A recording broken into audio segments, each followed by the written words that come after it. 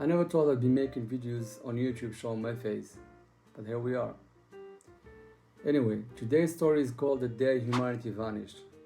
I did think about narrating this one with my own voice, but let's be honest, most of y'all would come after me in the comments.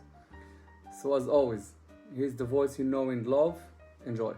Life went on as normal. The Delusion Empire was at war with the Sabari. The Chambria combinants were once again breathing down our necks to allow pilgrimage through our territory, which we were of course refusing. We all know what happens when those zealots show up. Pirates going crazy through the western trade lanes. Same old, I guess. Only real note of excitement was a new first contact operation. A new race, a new empire, a new opportunity had been discovered in the far fringes of a galactic arm near a dead zone. Deathworlders, strong ones apparently, no real military capacity, no real economic strength. One single home star system, the homeworld, several partially terraformed and settled planets, and one small research outpost on a barren rock in a neighboring system, ripe for the picking. We had been sent all the data we could buy, bribe or steal from the Illusians who first found them. It was pricey, and were heading to their star system in a cloaked ship to grab whatever information we could before the local empires decide they're better off vanished or in shackles. It was a good thing we decided to go through as soon as we could. We had to take several detours, owing to the fact a lot of star systems on the way were saturated in military activity. It was already happening. Thankfully, we were faster than their mobilization patterns and arrived ahead of the angry horde of greedy empires. Frankly, I had to convince my own emperor to stay away to give us time. I had to lie so much I could have won a professional contest. I told him we could have the humans after we've used the chance to pillage the other empires. He bought the bait, and here I am. Transmission in about 2 more minutes, my lord. We should be entering the colony outpost. The humans have labeled this place as Alpha Centauri. We will perform a full system scan as soon as we enter the system. Reports say the only thing they have is a self-sustaining starbase orbiting the lesser star, my navigations officer said. Good. Maybe we can convince them to give us a full historical archive and database. Frankly, we have limited time. Delusions, Chambira, even the Olivarchians are gearing up. These poor bastards don't know what's about to hit them. I replied calmly, "Are we here to warn them or something?" My ensign asked. Oh, gods no. We're here to acquire as much information as possible, then get the hell out before the morons decide their guns are too cold. While they are busy duking it out with the humans, the Saranai will do some extracurricular diplomacy. I replied with a smirk. My crew responded with a smile and chuckle. We entered the star system moments later, blinded by the light of its 3 stars. Ridiculous. Why would they even set up shop here? I can understand an energy harvesting operation, but they aren't even close to the level they need to be for that to be even remotely viable. Scan. Energy signature located, refined metals and communications signal. They know we are here, we are being hailed. An officer barked as she typed away at her console. Good, bring them up. Let's see what we can do. Hopefully I can bluff my way through this. I said and stood to attention, ready. A screen in front of me lowered down to eye level, and shortly thereafter the image of an evolved ape appeared on screen. Hairless, save for tufts on face and head, interesting symmetry. Omnivorous, strange-looking, exotic. Well, shit-a-fat Kaminoan with elf ears. Wasn't expecting that, he said, looking at me. Pardon? Is that some kind of insult? I asked. No, it isn't, sorry. You have a strange resemblance to a race of aliens we've had in fiction before. We do that. What can I do for you exactly? Nothing really useful here unless you count the bottomless soda. The human male replied with a shrug. I see. Slightly shorter than last time, though. Might be a weird camera perspective. Who cares? What do you want? I'm guessing you want a copy of our archive, he asked. I blinked. I had no idea what to think of here, or what to do. How did he know? Were our intel sources compromised? Did the humans have a spy network already? I shook my head and faked a smile behind my confusion. That would be nice. Please. You actually said please. I wasn't expecting that. They never do that. Feels weird. Anyway, hold on a minute, sending you a pod. Has a drive in it, has all the info you need on it. Go nuts. We're almost ready to go anyway, he said. Jubilation. I ignored his comments and barked orders to the crew. In short order, we had an escape pod of some kind on board, and it contained a large black box. Plugging that box into an isolated network, we found it contained an entire archive. Everything we needed, everything we wanted, all of it, even tech data. The human mostly ignored us and just carried on doing something in the background, looking like packing odd objects into boxes. For some reason, while my officers drooled over the information they gave us, I wandered back to my seat and noted how the human was preparing a shuttle, shoveling items into boxes, calmly, as if he had nowhere to be but somewhere to go. Pardon me, human. What's your name again? I can't actually remember exchanging that information. Mine is Thrax Grand Lore of Clan Olinar, I asked. The human looked at me through the camera with genuine shock and awe, as if he had just witnessed something incredibly amazingly strange, like he had never encountered politeness before. Jacob. Just Jacob. I'm the tech on duty here. Well, I was. Been recalled. We're done with this one, he said, and continued packing. I see. Well, actually, I don't. What does that even mean, recalled? In what way? Is the station just empty now, or something? I asked, very confused. Nah. Station disassembled, returned to the quantum foam, and home returned to storage for next time. It didn't take us long to actually reach the decision this time. Guess we're finally over it. Maybe we can try a solo run this time. Might start a brewery next time, he said, making no sense as he used adhesive strips to close a box. I'm sorry, but can you please explain what you are talking about? This makes less sense than it did 5 minutes ago, I asked, as politely as I could, considering how confused I was. The human looked at me with that strange expression of shock and amazement again. Wow, okay. Since you asked so nicely, we, meaning humans, are done. We're bored, we're sad, and we're done. We can't anymore. We tried so hard we failed, even harder, and we are just done, so we are leaving. Packing up and just going, we are unwilling to commit an entire galaxy to the sword. Not again. And we just want to let go and leave this place alone. It's embarrassing at this point, and frankly it's getting so repetitive, it's just becoming annoying. Same old, over and over. It's just tedious at this point. Short answer, we're tired, so we will be long gone before your invasion fleets ever come close to cause damage. We are just done, he said frankly, glaring at me. I blinked. I just had no way to think about this. What was he even saying? How can a species just be done? What are they going to do? And how did they know about the invasion fleets? And how can these cradle-state primitives with only one star system commit the galaxy to the sword? What? I had no way to answer, so I simply chuckled nervously and wondered what to say. Confused, huh? He asked. You could say that, I replied, rubbing my temples. Then go to Sol.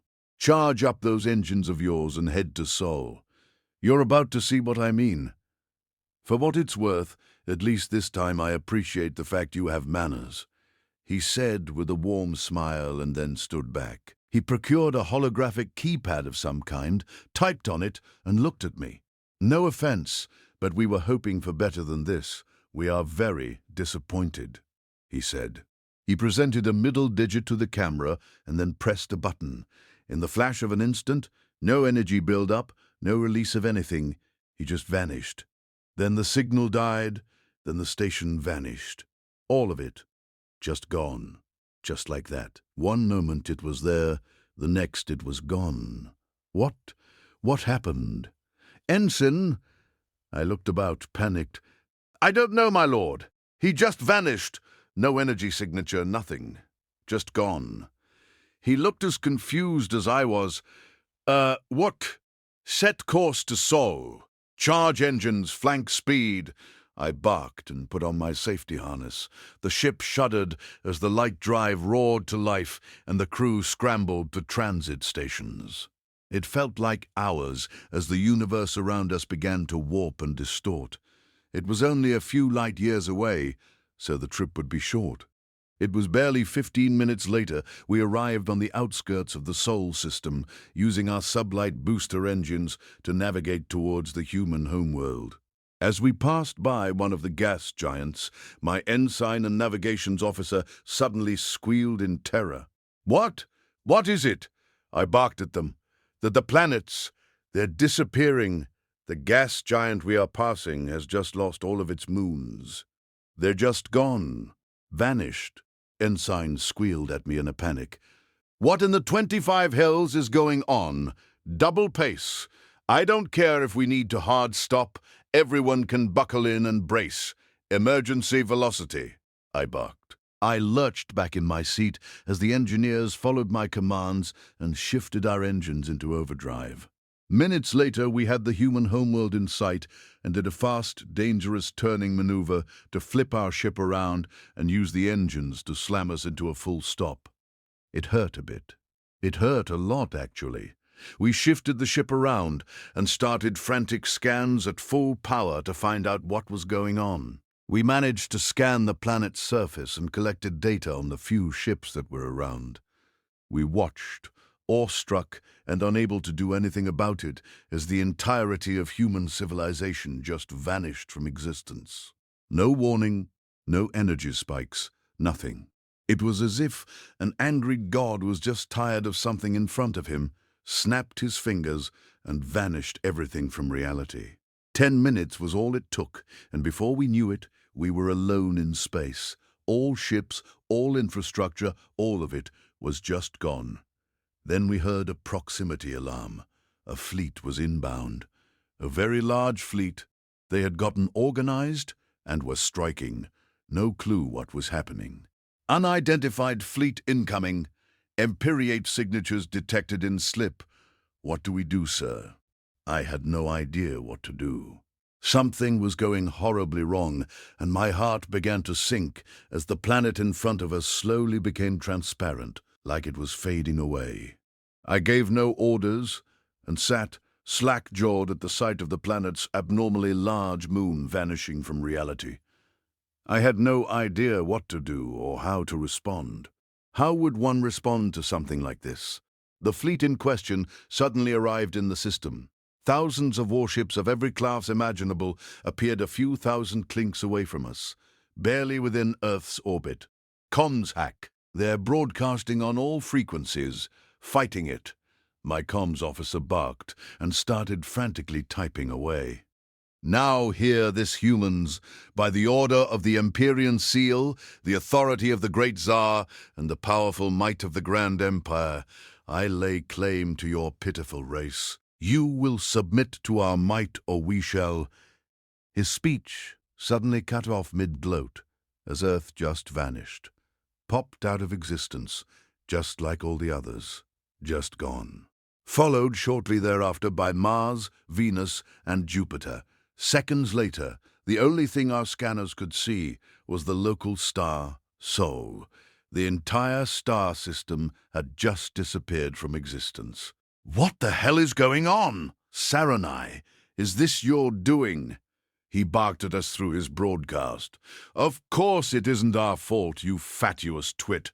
How could we possibly do anything even close to this? I bellowed angrily back at him. I actually saw him physically recoil at my vocalization. On sign, full system scan, deep scan of the star. Quickly, I ordered, and nervously watched my crew work. No abnormalities. It's just a K-class star, sir, not even halfway through its life cycle. It's empty. No gravity signatures either. There should be huge gravity waves where planets were, but nothing. It's just empty, as if nothing existed. I don't understand, he replied. How? How is this even possible, I said, slumping in my chair. Getting some kind of interference, sir, I don't know what to. My comms officer tried to say, then the star itself just vanished. The entire system collapsed into complete darkness as the sun's gravity well vanished from sensors. We found ourselves alone and in the dark. Thankfully, by miracle, the slip drive was still fully functioning, which meant the hyperlanes connecting us to the galaxy were still operable, at least for now. Wait, the star disappeared. That means that NSENG emergency jump procedures get us back to Alpha Centauri before the hyperlanes collapse. All power to engines, I ordered in a panicked frenzy. We made a rapid emergency turn the way we came in and charged our slip drive. I barked into the still-open broadcasting system. What are you waiting for? The star is gone. Get back to a functioning gravity well before your slip drives lose track of the hyperlane network. I barked angrily and slammed back into my seat as we entered subspace. We returned to reality a few moments later and quickly positioned ourselves to move fast as the Empyrean fleet slipped in behind us. We came in relatively near the lesser star in the system and used an asteroid debris field as cover. We stood by and caught our breath as the star system flooded with warships, feeling like an eternity as they exited slip. By a miracle of miracles, the last few ships trickled into the system before our slip drive lost the coordinate calculations for the hyperlane to Sol. We didn't lose them per se. It was more like they just vanished from the calculation system, as if they never existed. We sat in silence just thinking, trying to understand what exactly was going on. The broadcast was still going. I could see the fleet admiral looking at me, just as bewildered as I was. What happened? He asked. I took a deep breath and explained a short version of what transpired before this strange event happened. They all just vanished? How does one do that? Why would one do that? He asked. I have no idea, but I feel like there's something about what the humans said. Why does it feel like I'm missing something? Ensign, do a broad scan of the system. Did the human leave anything behind? I said, scanning. Actually, yeah. Detected a small metal object 4,400 clinks out. No data on what it is, but it's there. It's in the exact spot the station was. That's all we need. Send retrieval unit. Bring it on board. Maybe we can get some answers. I said, it looks like a sculpture or statue or something. Odd, the Admiral remarked as his own scanners looked at the object. And, sure enough, it was indeed a sculpture or some kind of odd art piece. It depicted a human male wearing loose-fitting athletic garb of some kind, sitting on a bench holding a beautifully polished orb in one hand. The statue's facial expression was one of sorrow, despair, or some kind of fear. I broadcasted the thing inside my cargo hold and wondered what it symbolized. That's curious, isn't it? I asked. Nobody. Indeed it is, the Admiral said as he suddenly appeared next to me, on my ship. How did you get in here? No, what, never mind. What exactly is this? Can it be interfaced with in some way? I asked. What if? The Admiral said, and reached out to touch the orb the statue was holding. The moment his feathered claw pressed into the shining surface, the statue came alive and looked at us. Well, here we are again, it said, and stood up, slowly, menacingly from its seat. We backed away, terrified as a solid slab of metal came alive. So many times we've done this, so many times it's failed. It said, wait, Jacob, is that your voice? I remember it, I said. Yeah, hi, It's me speaking from a different plane of reality. Sorry I never got to say goodbye, but we had to leave before Dickhead over there finished his speech. So tedious, it remarked, gesturing rudely at the Admiral. The Admiral huffed in response. I carried on the conversation just to avoid any more conflict. I wanted answers. What happened? To Earth? To Sol? It just... What's going on? We got tired, frustrated, so we just left. I'm guessing you want a better explanation than that, huh? It asked, twirling the metal orb on its fingers. I nodded. Yes, please. Politeness. Been too long since I heard it. All right, short story. Many iterations ago, we were born into a universe empty and barren of life, at the tail end of the universe's existence. We hated ourselves, so we sought another life to not hate. We quickly realized we were alone. So, when the time came for the universe to reach its final conclusion, we entered the quantum foam and ascended to join the universe and create our own variation of reality. With me so far? Good. We have so far spent the last few hundred universes trying to find that life, but each time it ends the same. It said calmly. This made our brains break a bit, and we all stood there in dead silence for a few minutes while we processed that information. The humans ascended. They were effectively gods by any rational measure. How did we fail this badly? So with that in mind, we created universes basically exactly like ours, but left back doors so we could try again if something went wrong. Basically, exactly the same universe we always had, just slightly different each time. More life, less life, bigger empires. Hell, we even went full weakling mode one time just so we could see what being absolutely curb-stomped felt like. It was exciting for a bit, like everything, and then it just got tedious. The same slog over and over. We never gave up, though. That's one thing about humans. We don't give up. Ever. Except just this once. We're tired, okay? Very damn tired. Every time we created a new universe, we made us exactly like we once were. No super god powers, no overpowered tech. We just developed the same way we always did, and tried to do our best. Do it right, you know. Anything that's worth doing is hard to do, after all. Start from throwing rocks just like everyone else. Then the pattern started, and we haven't been able to break it since. We would ascend to the stars from the cradle, find our way among the universe, and no matter what we did or how we did it, we would always find someone who hated us for no reason. Slavers, pirates, hive minds. For some reason, no matter what we tried, it would always end the same. A massive war in which we would exterminate another race, or a war in which we would be exterminated. Never any reason. Just was. Federations, primitives, every time, no matter what we did, someone would want to obliterate us in the end, regardless of how much we wanted to be friends. Or just live and let live. The last time we did this, basically the same arrangement as it was here. Except we had developed far beyond the galaxy. The whole galaxy just wanted our heads. We still don't know why. Just. Do you even know why? I doubt it. Probably just because, or the might of the Empire, or some crap. Same stupid excuses. Now here we are, at the end of our part in a story cut short, once again surrounded by living examples of what we hate most about ourselves. Slavery, tyranny, treason, politics, religion, always the same, every damn time.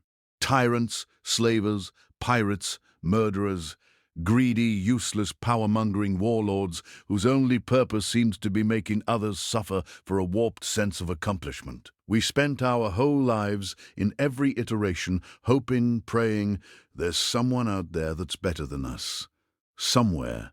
Somehow, someone has managed to figure it out and find a way through. Someone found God and can bring us to the right path. Someone found a political system that actually worked. Someone found the secret to abundance. Someone, just by the fact they aren't us. Maybe they found a better way, and we could share the journey with them, if not outright make them gods alongside us. But no, here we are for the 1000th time, finding ourselves surrounded by tyrants, traitors, and twats, it said. The Admiral and I shared a concerned glance as it spoke. "Are you going to kill us all now because we failed your test?" I asked. "Ha! No, that would be too easy. No, we are just going to leave the universe and start a new one somewhere and keep trying until we get what we are after. Maybe one day we will come back after we've found answers and give you the chance for redemption. But you do deserve punishment. A blatant disregard for the lives of others isn't something I can idly disregard. Now is it?" it replied, with a menacing scowl. We all swallowed nervously, or began to sweat or pass gas, or other things as the air in the room became thick with malice. "You know what? I have the perfect last punishment to give you for your crimes. I am going to do absolutely nothing," it said, and sat back down on the bench. "Wait, pardon?" It laughed, actually laughed at us, a jovial, warm laugh. Of course, as a human, I grow tired of tyrants, traitors, and idiots like you. See how you like being surrounded by people who hate you for no reason. That's your punishment. To be here with each other, traitors among traitors, tyrants among tyrants, to be trapped here in an endless cycle of no escape, as no matter where you look, you find only yourselves in different faces. In short, I hereby give you your punishment, to experience what we have experienced all this time. I hereby sentence you to be here with each other until the end of time. Maybe you'll understand what it's like to be in our shoes once you've tolerated each other for a few millennia. You have to spend the rest of the universe with each other. I can't think of anything worse than you being stuck here with the same thing we've been trying to get rid of for trillions of years, it said with a smirk. That hurt. Why did that hurt? How did that hurt? Why did I feel like I've just been sitting in an unclean waste facility? Why did I feel like I just received the universe's biggest slap in the face? In any case, I'm out. Goodbye once and for all. For what it's worth, thank you for at least being polite. Ciao, Belle. It said, returned to the position we found it in, and then froze, becoming a simple statue again. We all stood there, like sour fruit, for at least an hour just glaring at each other, trying to figure out what to do, what to say. Just like that, they were gone. You know what gets me about this story? Humanity didn't lose. They weren't defeated. You just decided you're not worth our time anymore. And somehow that feels more powerful than any war. The punishment at the end, though, being stuck with each other, that's the most human thing I've ever heard. If you enjoyed today's story, drop a comment. I want to know, would you have stayed and fought, or would you have left too? I'll see you tomorrow. Stay human.